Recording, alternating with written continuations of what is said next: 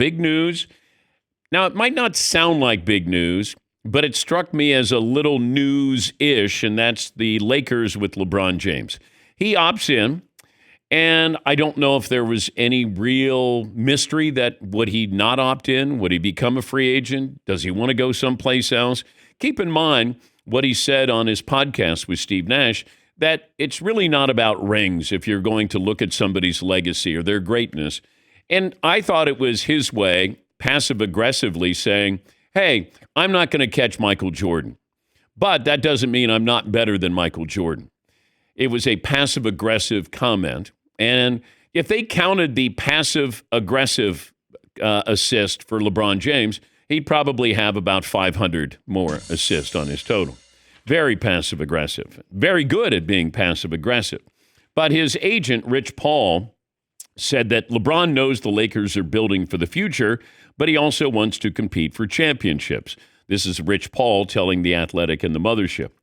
Goes on to say, we understand the difficulty in winning now while preparing for the future. We do want to evaluate what's best for LeBron at this stage in his life and career. He wants to make every season he has left count, and the Lakers understand that, and they're supportive, and they want what's best for him. We're very appreciative of the partnership we've had for 8 years with Jeannie Buss, Rob Pelinka, and consider the Lakers as a critical part of his career. Okay, this is all about Luka Doncic. This is his team now. It's official. LeBron, hey, got some nice parting gifts. I hope you enjoy a farewell tour. You and Aaron Rodgers can have farewell tours. You can play one more season with your son here. But this is about the Lakers not wanting to do something drastic just for now. This is about building the future. Is Austin Reeves going to stay there? He turned down a contract extension. He's going to make more money, but this will be the final year, and they're going to have to pay him more money. And rightfully so. I mean, he's been a bargain, a very good player. Luka wants to have a big man. Who are you going to get? And the first thing I thought of is LeBron staying. And look, he's still maybe a top 10 player, certainly top 15 player. But they want to be in the sweepstakes for Giannis. That's what struck me here is, hey, Milwaukee has traded a big man to Los Angeles before, and it worked out really well for the Lakers. Can they get Giannis? Would they be involved in that picture when you clear LeBron's salary, $50+ million off the books? And I think that's what this is all about. It's Luka's team. LeBron is there, and there's going to be a farewell tour. And, you know, for everybody who said, wait a minute, I thought LeBron's the GM. Maybe he was the GM 5 or 6 years ago, 7 years ago. He's not the GM now. Now what are you going to do? Can you do something? And you're still going to be competitive. I mean, you can win upwards of 55 games this year, I think. But right now, the Lakers have the 5th best odds to win the title, according to DraftKings. To win the Western Conference, they're up there. But Houston's really good. OKC just won a title, so you got to start there. You're not on their level, at least not right now, because those teams are young and still hungry, and they're deep. The Lakers are not. But that doesn't mean with Luka, we've seen Luka take a team to the NBA Finals. Now you do have LeBron and Reeves. You do have some pieces there. The question is sort of what is reality? And in Los Angeles, Hollywood, you don't always deal in reality. Sometimes you're like in La La Land. See what I did? Yeah, very nice, okay. very nice. You guys, hey, come on, show started. Todd. La La Land. Thank you, Steve. And win totals, not available yet of what the Lakers win total prop bet would be, but, they're probably a 52, 53 win team. But they bowed out against Minnesota early, against a younger team. Once again, you got to factor in Minnesota as well, because they're still a formidable team. But it just struck me as, hey, what about LeBron? And it felt like the Lakers were saying, yeah, we're going to pay him that money and keep his son on the roster. But this is Luka's team. And now what we do will be to incorporate what we think will help Luka in the future. This is about the future. It's not about now. Got to keep LeBron. He wants to stay in L.A., all the business opportunities he has, and you have your son there. But it feels like this is the last year LeBron plays for the Lakers. Does he play another year someplace else? That's always the possibility. Yes, Paulie. This reminds me of SEC football when you have a really good senior quarterback, but you have a 5-star recruit coming in, and the 5-star recruit is wagging the dog, like Clemson back in the day. When I saw the quote by Rich Paul, I understood it. Obviously, you want to do as much as you can in the near future to build for the near future. But the Lakers, 5 months ago yesterday, or tomorrow, they traded for Luka Doncic, which establishes their current and future in one of the great swindles in recent basketball history. It's like they forgot about this. Yeah, that was building for the future, but it was helping now by getting one of the top 5 players in the world.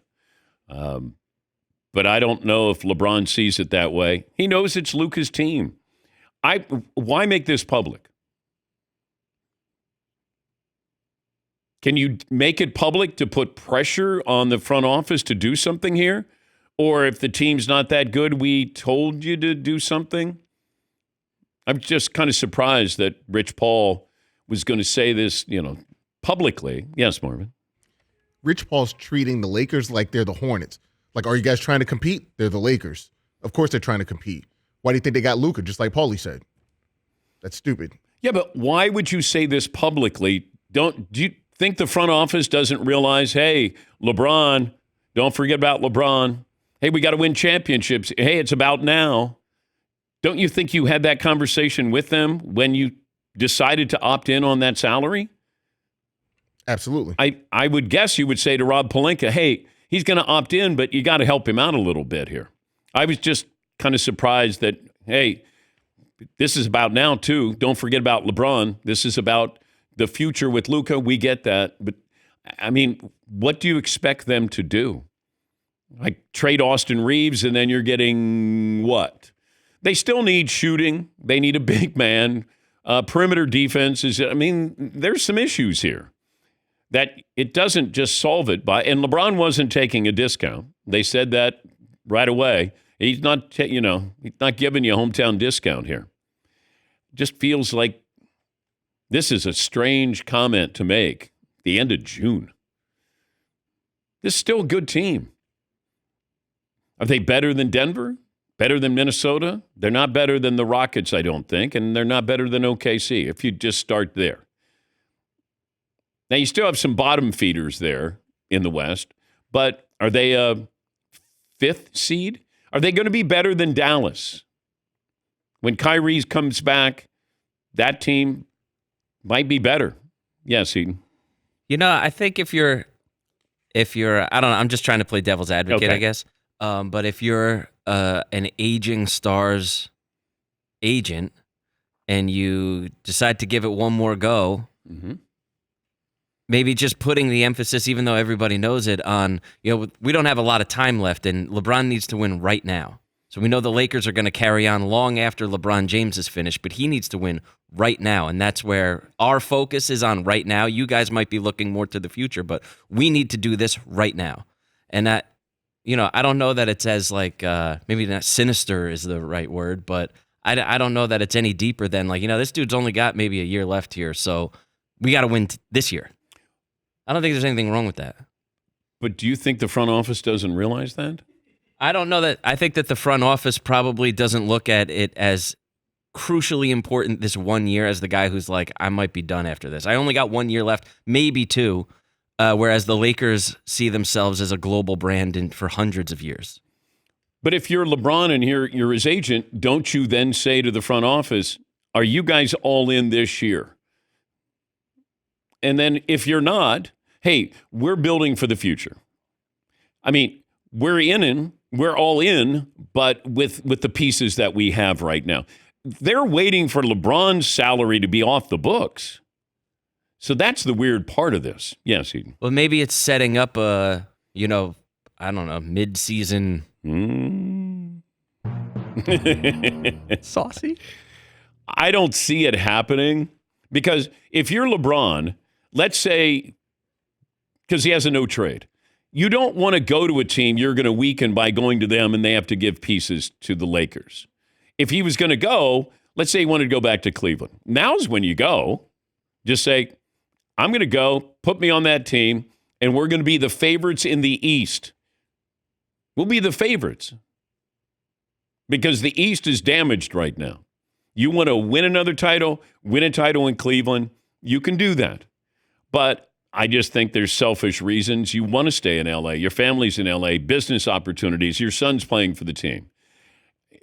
You probably can't have it both ways there. But to me, this is really signaling that, yes, you're here.